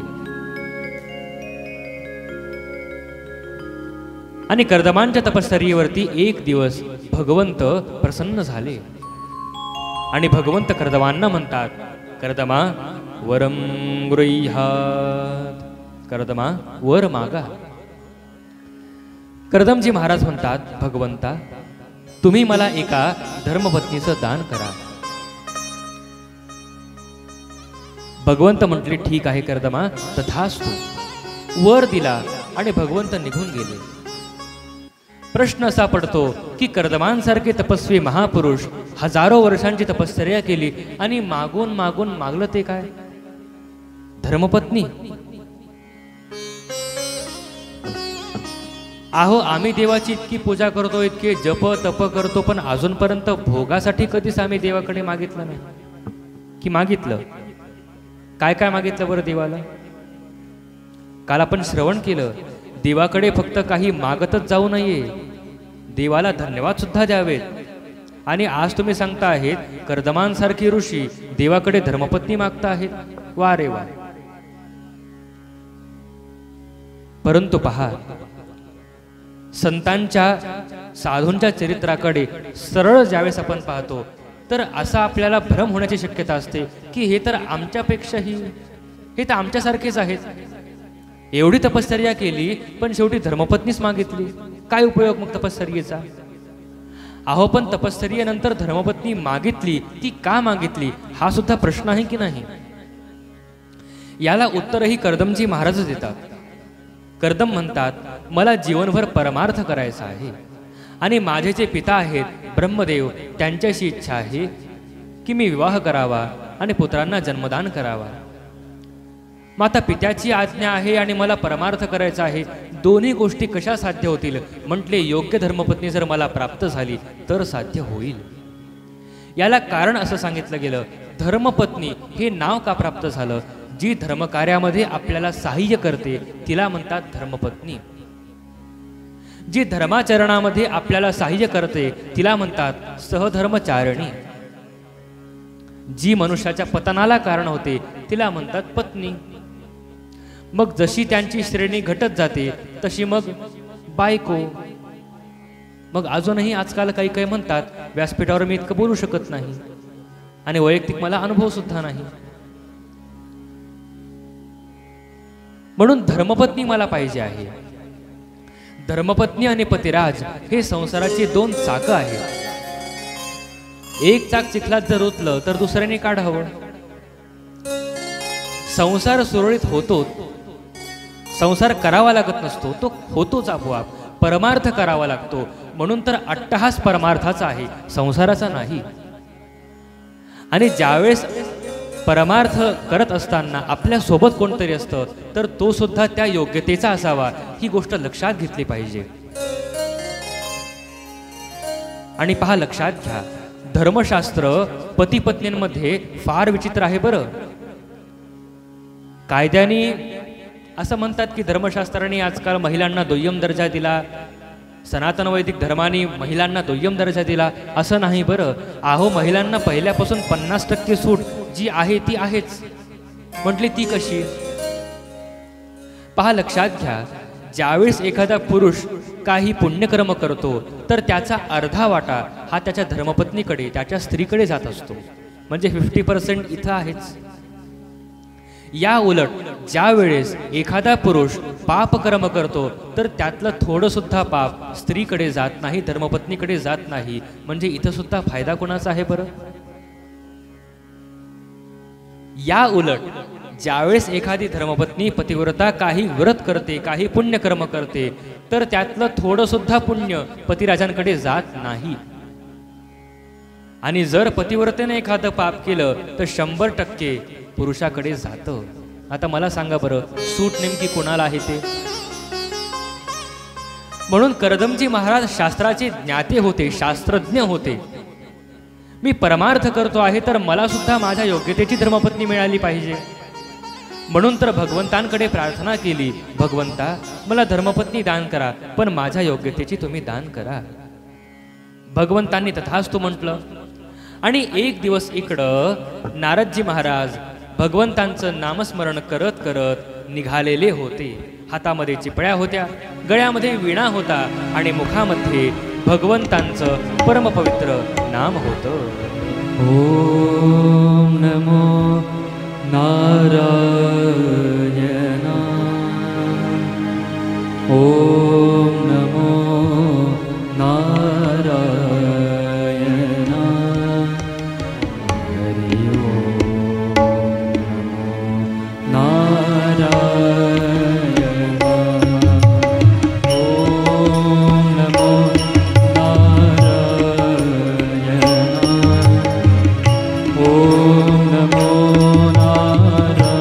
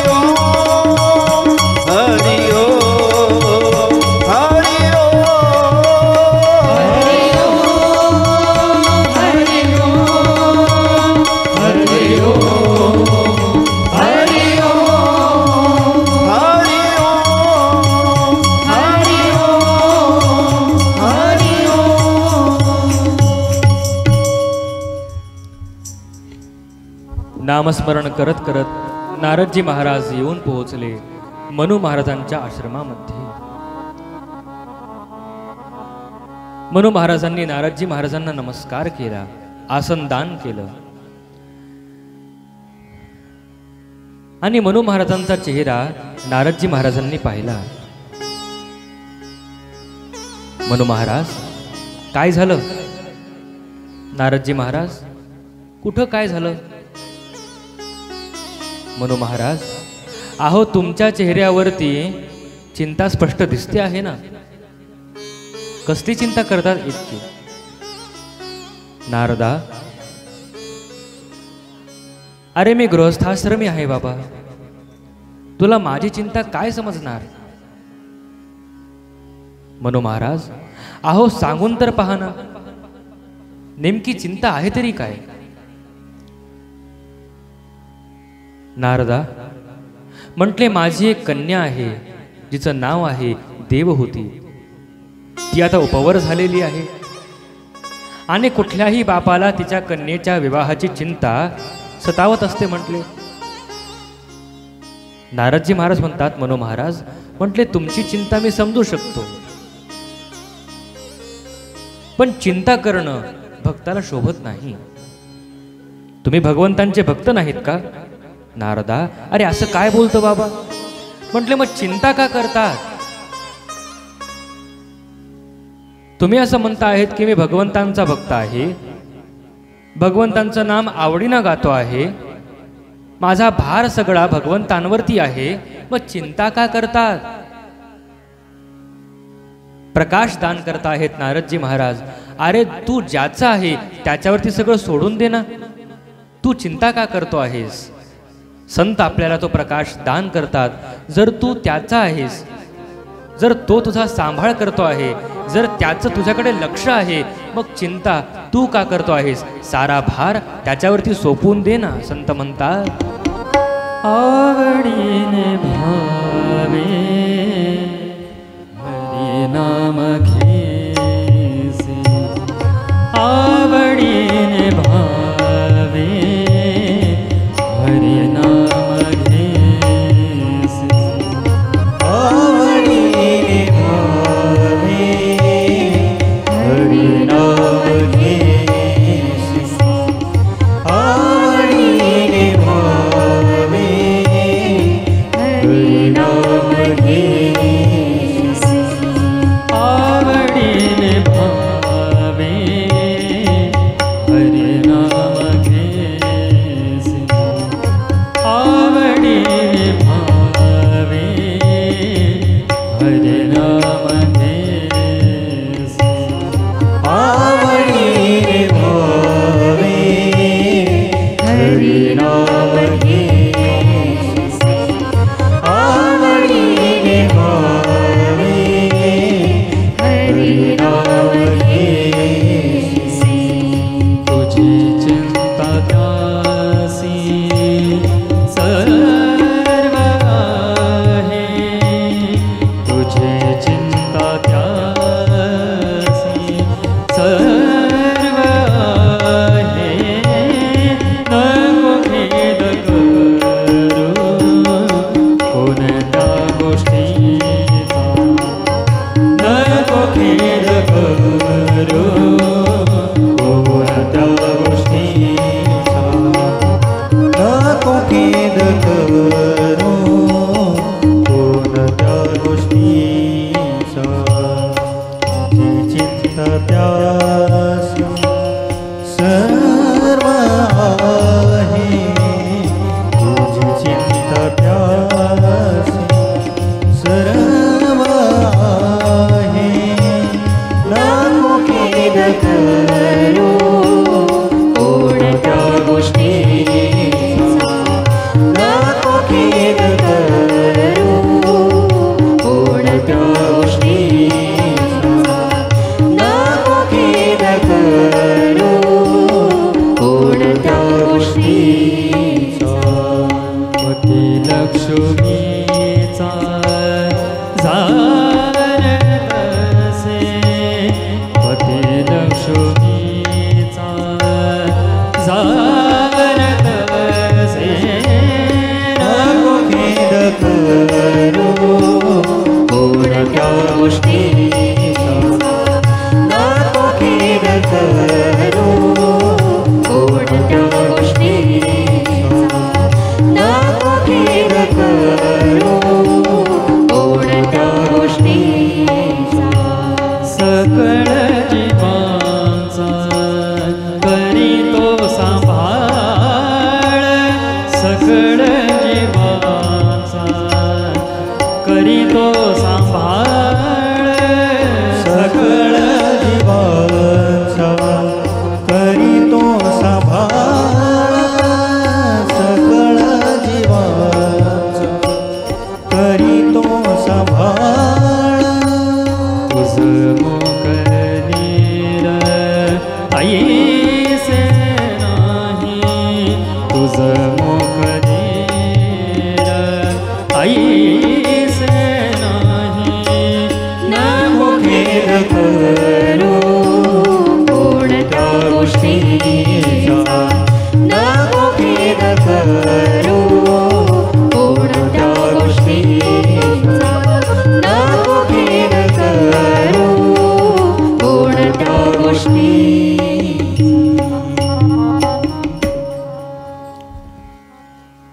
सोपं सूत्र आहे. नको खेद करू कोणत्या गोष्टींचा, पती लक्ष्मीचा जाणत असे. अरे तो जर तुझ्याकडे पाहतो आहे, जर त्याचं लक्ष तुझ्याकडे आहे, मग तू चिंता करतो कोणाची आणि कशाची? चिंता करत जाऊ नये. वैष्णवानी, भाविकांनी, सद्भक्तांनी चिंता करत जाऊ नये, करत जावं. त्याला म्हणतात चिंतन. लहान लेकराकडे पाहावं, त्याला काही कुठल्या गोष्टीची अडचण असते का, चिंता असते का? घरात पैसा नाही, नोकरी कामधंदा नाही, पैसे घरात कसे येतील, खायला अन्न पाणी नाही, ह्या कुठल्याच गोष्टीचा तो विचार करत नाही, चिंता करत नाही. तो म्हणतो मी एकटा चिंता कशाला करू? मला आई आहे, वडील आहे, काका आहे, काकू आहे, मामा आहे, मामी आहे, आत्या आहे, अजून खूप जण आहेत. मी चिंता का करू? माझ्या एकट्याचा सांभाळ करण्यासाठी जर इतके जण पुरेसे आहेत, तर मी चिंता करतो आहे, तर त्यांचा अपमान नाही का? आणि खरोखरच भगवंत ज्यावेळेस भक्ताचा सांभाळ करतात, भगवंत ज्यावेळेस भक्ताची चिंता करतात, त्यावेळेस भक्तांनी जर चिंता केली, काळजी केली, तर भगवंतांचा, आपल्या आराध्यांचा तो केला गेलेला अपमान असतो. म्हणून चिंतामुक्त असावं, काळजी करत जाऊ नये. नारदजी महाराज म्हणतात, मनो महाराज, अहो तुम्ही जर स्वतःला भगवंतांचे भक्त मानतात, तर चिंता का करतात? सोडून द्या म्हटले देवावरती. नारदा, अरे पण माझी कन्या उपवर आहे म्हटले, तिच्यासाठी वर चांगला भेटला पाहिजे की नाही? शेवटी माझ्या पोटचा गोळा दान करायचा आहे. असा कसा मी कोणालाही तिचा पती म्हणून स्वीकार करू? मनु महाराज, माझ्यावरती विश्वास आहे ना म्हटले तुमचा? हो म्हटले नारदा, विश्वास आहे तुझ्यावरती. भगवंतांवरती तुमचा विश्वास आहे ना? हो म्हटले आहे. मग मी सांगतो, मला वर माहिती आहे. नारदा, कोण आहे वर? म्हटले कर्दम ऋषींना विवाह करण्याची इच्छा आहे म्हटले. आता मात्र तर मनु महाराजांच्या सकल चिंतांचं निवारण होऊन गेलं. मनु महाराज, मी कर्दमांची परवानगी काढलेली आहे. तुम्ही उद्याच त्यांच्या आश्रमामध्ये जा आणि विवाहाची बोलणी आरंभ करून द्या. आज्ञा प्राप्त झाली. दुसरे दिवशी प्रातःकाळी मनु महाराज, शतरूपा आईसाहेब आणि देवहूती आईसाहेब हे तिघजण रथामध्ये बसून कर्दमांच्या आश्रमामध्ये येऊन पोहोचले. आवा भगत झाली. कर्दमजी महाराजांनी मनु महाराजांसाठी आसन टाकलं. मनु महाराज आसनावरती बसले. शत्रुप आईसाहेबांसाठी आसन टाकलं. आईसाहेब आसनावरती बसल्या. देवहूती आईसाहेबांसाठी आसन टाकलं आणि आज्ञा केली, देवहूती आसनावर बैस. पण आईसाहेब बसल्या नाहीत. आईसाहेब जमिनीवर बसल्या आणि आपला उजवा हात आसनावरती ठेवला. सगळे विराजमान झाले आणि कर्दमजी महाराजांनी आज्ञा मागितली, मनु महाराज, जर तुमची काही हरकत नसेल तर तुमच्या कन्येला मी काही प्रश्न विचारू का म्हटले. विचारा म्हटले महाराज. विवाहाआधी कर्दमजी महाराजांना सारे संशय, साऱ्या शंका यांचं निरसन करायचं होतं. आणि विवाहाच्या आधी जेवढ्या शंका, जेवढ्या कुशंका असतील त्यांचं निरसन झालेलं चांगलं असतं. मग विवाह झाल्यानंतर हे म्हणता कामा नये, तुम्ही तर असं म्हटले होते, मग आता असं कसं? नाही नाही, जे आहे जसं आहे तसं स्पष्ट पाहिजे. काहीतरी खोटा आव आणायचा, काहीतरी खोटं आवरण आणायचं आणि मग सांगायचं की आम्ही किती छान, असं नाही. आणि कर्दम तर साधू होते, तसाही साधू कुठल्याही प्रकारचे आव आणतच नसतात. म्हणून कर्दमांनी प्रश्न विचारायला सुरुवात केली आणि परीक्षाच होती महाराज. 3 प्रश्न विचारणार होते. 2 प्रश्न 25-25 मार्कांचे आणि तिसरा प्रश्न हा 50 मार्कांचा होता. पहिला प्रश्न विचारला, देवहूती, आश्रमामध्ये ज्यावेळेस तू आली त्यावेळेस मी तुला आसन टाकलं, मग तू आसनावरती का विराजमान नाही झालीस? देवहूती आईसाहेबांनी नम्रपणे उत्तर दिलं, तुम्ही माझे होणारे भावी पतिराज आहात. तुम्ही टाकलेल्या आसनावरती जर मी विराजमान झाले असते तर तुमच्याकडून सेवा करून घेण्याचं पाप मला लागलं असतं. म्हणून मी आसनावरती विराजमान नाही झाले. महाराज खुश झाले, 25 मार्क देऊन टाकले. दुसरा प्रश्न विचारला, ठीक आहे देवहूती, तुझं असं म्हणणं आहे, मग तो तुझा उजवा हात आसनावरती का ठेवलास? म्हणते याला कारण असं आहे की तुम्ही माझे होणारे भावी पतिराज आहात. आसन जरी तुम्ही टाकलं तरी आज्ञाही तुम्हीच केली होती की आसनावरती बैस म्हणून. तिकडूनही तुमच्या आज्ञेचं उल्लंघन झालं असतं आणि माझा पतिव्रता धर्म बाधित झाला असता. म्हणून तुमच्या त्या आज्ञेचं पालन व्हावं म्हणून मी माझा उजवा हात आसनावरती ठेवला. 2 प्रश्न विचारले, 50 मार्क त्याच ठिकाणी भेटून गेले. कर्दमजी महाराजांनी विवाहाला मान्यता दिली. 3, 4, 5 दिवस विवाह सोहळा आरंभ झाला. विवाह झाला. देवहूती आईसाहेब आश्रमामध्ये राहायला लागल्या. शतरूप आईसाहेब आणि मनू महाराज त्यांच्या स्थानी निघून गेले. पण हा जो तिसरा प्रश्न होता हा विवाहानंतर सुरू होणार होता. म्हटले तो कुठला होता? म्हटले तो होता इंद्रिय दमनाचा. जसा मी आहे कर दम तशी माझी धर्मपत्नी असली पाहिजे. म्हणून जसा विवाह झाला, विवाहाच्या दुसऱ्या दिवशीपासून कर्दमजी महाराज जसे एकटे राहत होते तसेच एकटे राहायला लागले. माझा विवाह झालेला आहे आणि धर्मपत्नी आता माझ्या आश्रमामध्ये आहे याचं भान सुद्धा त्यांना नव्हतं. पाहत नव्हते, बोलत नव्हते, कुठला क्रियाकलाप नव्हता, काही सेवा सुद्धा सांगत नव्हते. पण देवहूती आईसाहेब हुशार होत्या, जाणत होत्या हे माझे परीक्षा घेत आहेत. म्हणून राग नाही, त्रागा नाही, कुठली शंका नाही, कुशंका नाही. जशी तुम्ही माझी परीक्षा घेत आहात ना, मग मी सुद्धा परीक्षा उत्तीर्ण होऊन दाखवेल. म्हणून जी सेवा अंगावरती पडेल ती सेवा करत राहायच्या. पाहता पाहता 1 वर्षांचा काळ सरून गेला आणि कर्दमजी महाराज म्हणतात, देवहूती तुझ्या तपश्चर्येवरती मी प्रसन्न झालेलो आहे. सांग तुला काय पाहिजे? आईसाहेबांनी हात जोडले. गुरु महाराज, ज्या पतिव्रतेचा विवाह झालेला आहे तिला कुठल्या गोष्टीची अपेक्षा असते? मला एक पुत्र व्हावा अशी माझी इच्छा आहे. इच्छा व्यक्त केली.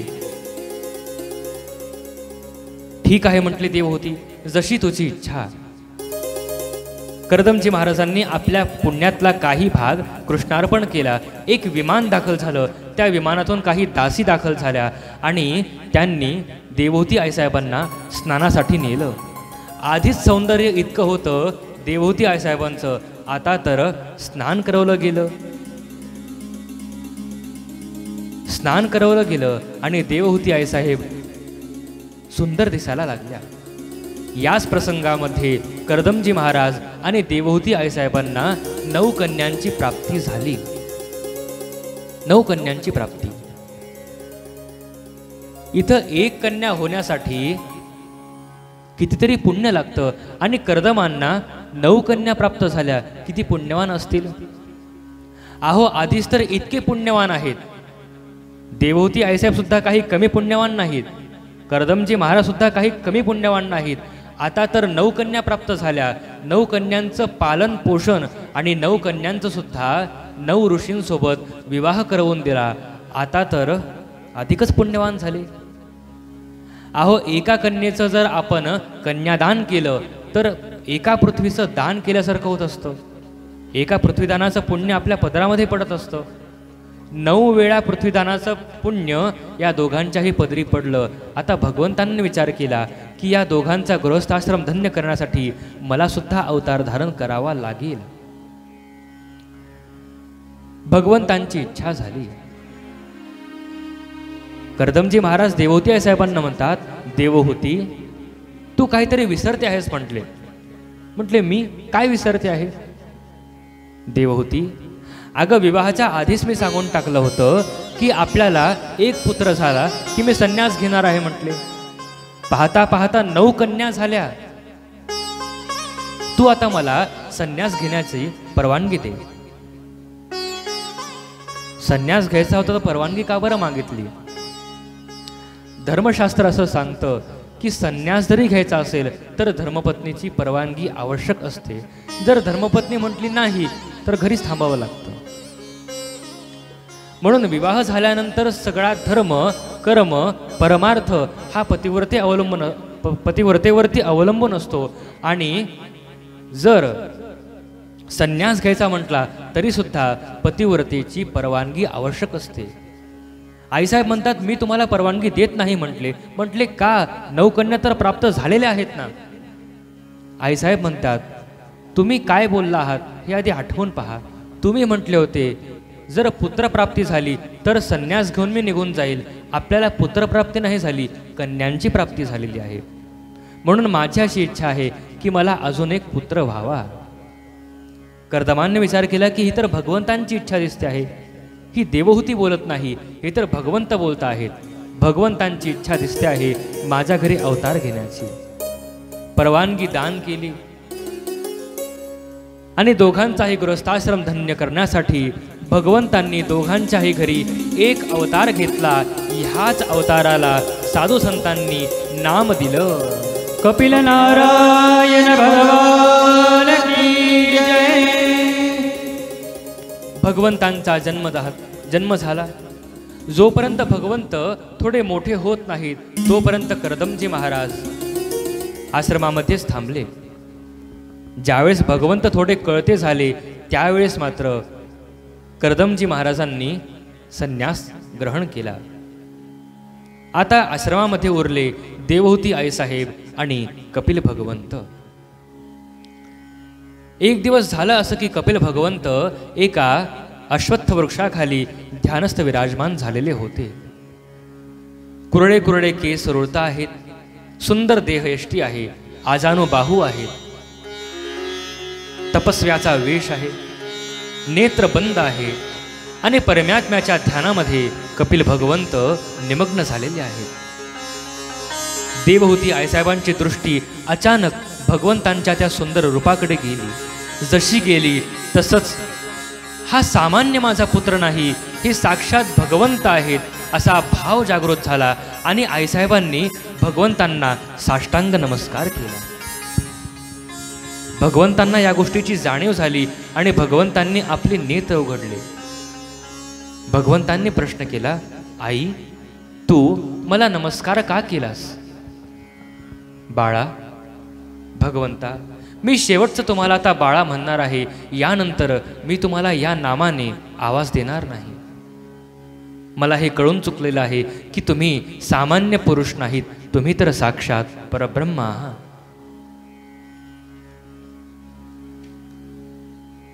म्हटले कपिल भगवंत तर देवहूती आईसाहेबांचे पुत्र होते, मग असा भाव जागृत का बरं झाला? लक्षात घ्या, ज्या वेळेस परमात्मा आणि सद्गुरू ही कृपादान करतात त्यावेळेस त्यांच्या प्रती सद्गुरू म्हणून अथवा भगवंत म्हणून भावजागृती होत असते. हे आपण श्रवण केलं आहे. पण मग पुत्र होते, मग शरणागती कशी केली? ज्या ठिकाणी सद्गुरू हा एक संबंध प्रस्थापित झाला त्या ठिकाणी इतर संबंधांचा बाध होतो. इतर संबंध त्या ठिकाणी लावता कामा नाहीये. मग अनेकांच्या घरी अथवा अनेकांच्या संबंधामध्ये साधू उत्पन्न झाले, साधूंचा जन्म झाला, साधूंनी लीला केल्या.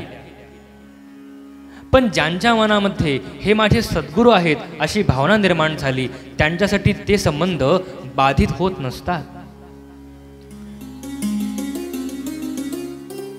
आणि सद्गुरूंना तसंही पुत्राच्या रूपाने, पित्याच्या रूपाने, आईच्या रूपाने अथवा सगळ्या सोयऱ्याच्या रूपाने कधीही पाहत जाऊ नये. कशासाठी? कारण ते ज्ञानाचा प्रत्यक्ष पुतळा असतात. ते दिसतात जरी आपल्यासारखे, राहतात जरी आपल्यासारखे, तरी सुद्धा आपल्यासारखे नसतात. म्हणून तर पुत्राची शरणागती केलेली पाहायला भेटते आहे. ज्ञानोबारायांचे गुरु कोण आहेत? निवृत्ती दादा. हे संबंध आपल्याला दिसतो आहे की निवृत्ती दादा हे ज्ञानोबारायांचे मोठे भाऊ आहेत. पण हा प्रश्न जर ज्ञानोबारायांना विचारला, हे जे निवृत्ती म्हणून वावरत आहेत, हे जे ब्रह्म वावरत आहे, हे तुमचं कोण लागतं? म्हटले हे माझे सद्गुरू आहेत, हे सद्गुरू आहेत माझे. त्या ठिकाणी हे माझे दादा आहेत, हे माझे मोठे भाऊ आहेत, हा संबंध मी केव्हाच विसरलो म्हटले. हा संबंध त्या ठिकाणी लागू होत नाही. जोपर्यंत पहा, लक्षात घ्या, आणि दुसरा सिद्धांत असा आहे, जोपर्यंत एखाद्या महापुरुषाकडे हे माझे सद्गुरू आहेत अशी भावजागृती होत नाही, तोपर्यंत सद्गुरू आपल्या घरात जरी असले, आपल्या संबंधामध्ये जरी असले, तरी सुद्धा ते आपल्याला ज्ञानाचं दान करू शकत नाहीत. आणि सर्वात मोठं उदाहरण जर पाहायचं असेल तर वसुदेवांचं आहे. वसुदेवजी महाराजांचे पुत्र म्हणजे गोपाल कृष्ण होते, प्रत्यक्ष भगवंत आहेत, पण तरी सुद्धा जेव्हा वसुदेवजी महाराज म्हणतात की भगवंता, मला कळलेलं आहे की तुम्हीच परमात्मा आहात, मला ज्ञानाचं दान करा, भगवंतांनी नकार दिला. तुम्ही म्हणता आहात की मी भगवंत आहे, पण अजूनही तुम्ही मला पुत्ररूपाने पाहता आहात, म्हणून जा, नारदांची शरणागती करा आणि ज्ञानाची प्राप्ती करवून घ्या. म्हणून संत साधू तोपर्यंत उपदेश करत नाही जोपर्यंत सद्गुरू हा भाव उत्पन्न होत नाही. सद्गुरू म्हणून भाव नुसता उत्पन्न नाही झाला पाहिजे, तर माझे सद्गुरू प्रत्यक्ष परब्रह्म आहेत हा भाव उत्पन्न झाला पाहिजे. म्हटले माझे गुरु ब्रह्मा आहेत, माझे गुरु विष्णू स्वरूप आहेत, माझे गुरु महेश स्वरूप आहेत, माझे गुरु परब्रह्म आहेत. संत म्हणतात माझे गुरु गुरु परमात्मा परेशो, गुरु परमात्मा परेशो, गुरु परमात्मा परेशो, गुरु परमात्मा परेशो, गुरु परमात्मा परेशो, गुरु परमात्मा परेशो, गुरु परमात्मा परेशो, गुरु परमात्मा परेशो. ऐसा ज्यांचा दृढ विश्वास, ऐसा ज्यांचा दृढ विश्वास, देवतयाचा अंकिला,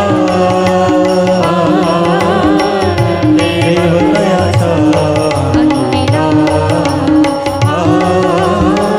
देवतयाचा अंकिला, देवतयाचा अंकिला, स्वय संचरा त्याचे घरा, स्वय संचरा त्याचे घरा, देवतयाचा अंकिला, देवतयाचा अंकिला, देवतयाचा अंकिला, देवतयाचा अंकिला.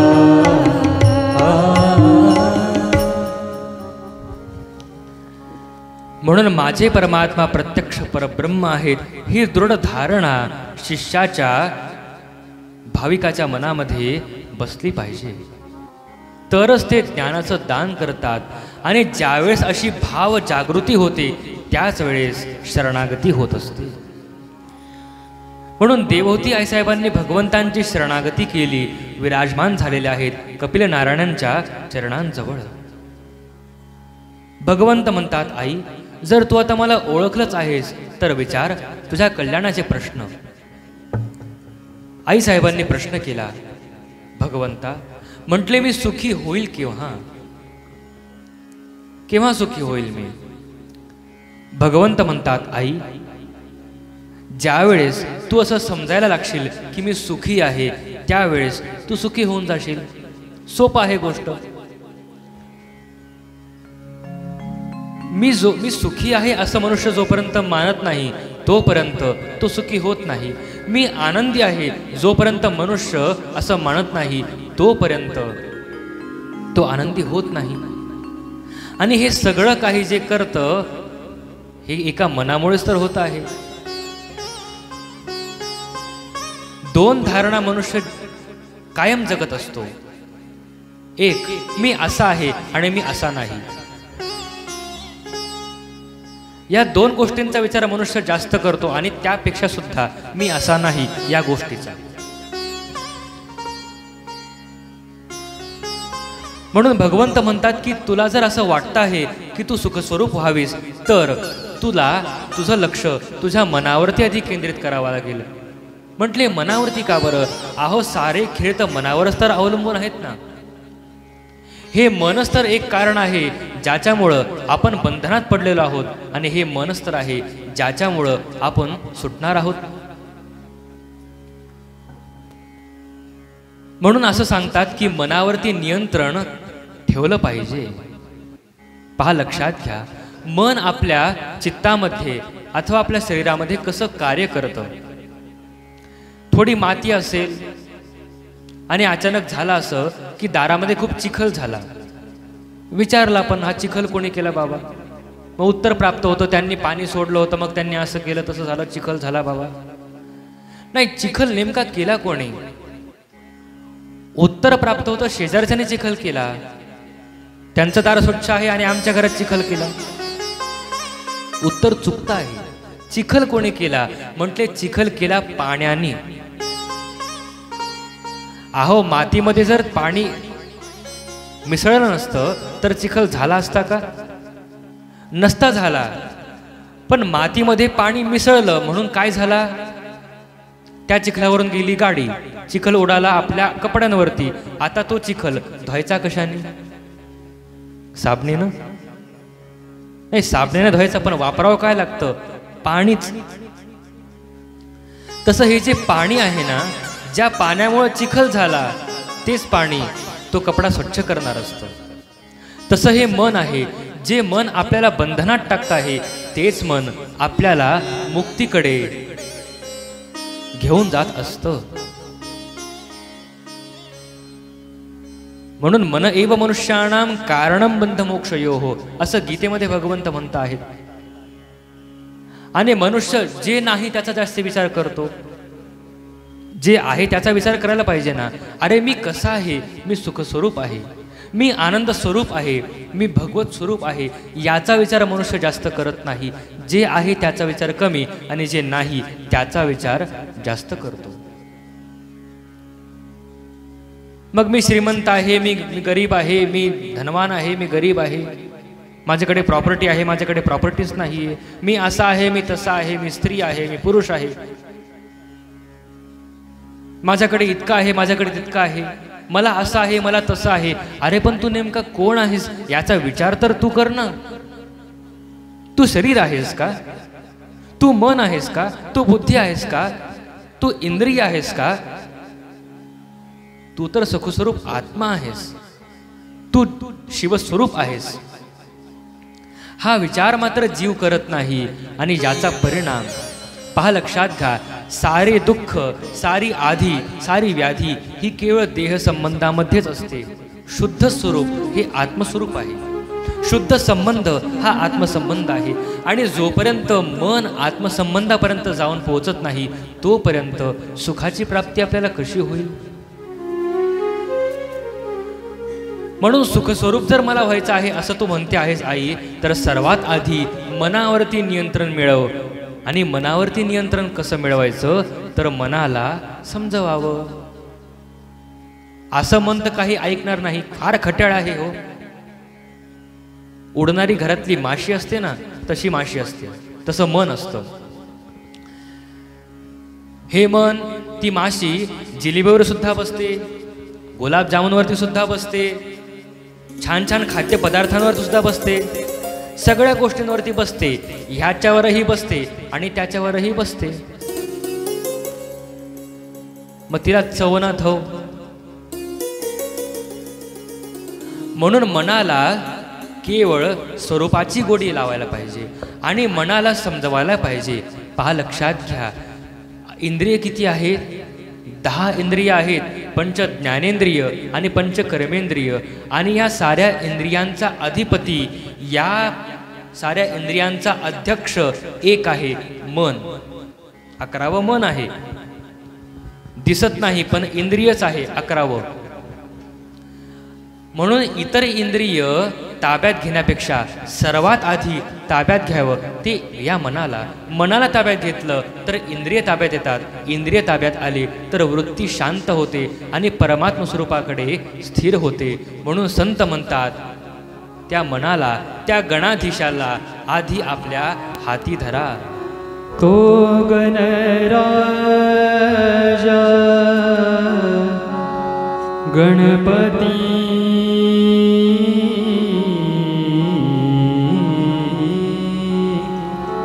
तो गणराजा गणपती आधी मन घे हाती, आधी मन घे हाती, आधी मन घे हाती.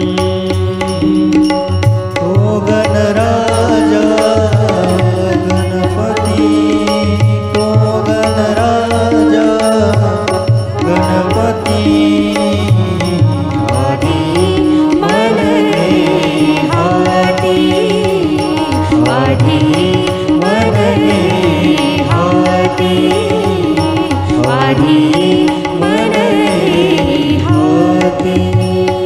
मन इंद्रियांचा राजा, मन इंद्रियांचा राजा आधी त्यासी पूजा, आधी त्यासी पूजा. तो गणराजा गणपती, तो गणराजा गणपती आधी मन घे हाती, आधी मन घे हाती, आधी मन घे हाती, मन घे हाती, मन घे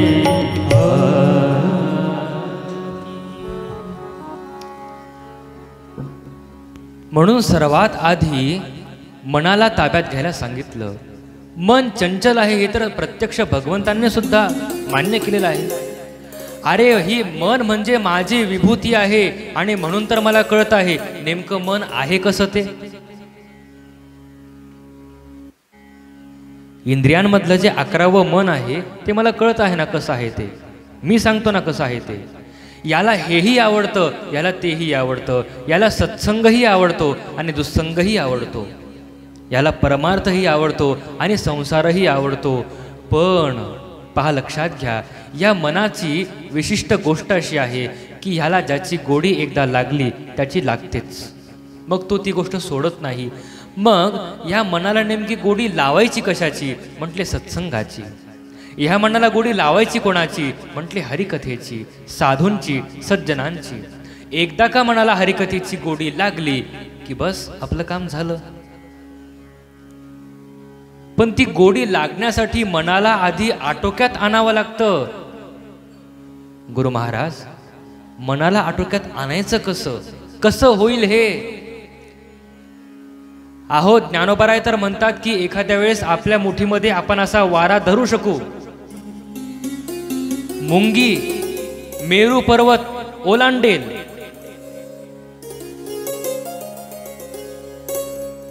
इतर असाध्य गोष्टी होऊ शकतील पण मनाला ताब्यात आणता येणार नाही. मग इतकं जर भगवंतच सांगता आहे मनाबद्दल, तर मग मन ताब्यात आणायचं कसं? याला एकच उत्तर दान केलं, आई तू संतांची संगती कर, मग आपोआप सगळं साधल्या जाईल. मग हे मन न म्हणता हरिकथेमध्ये येऊन बसल.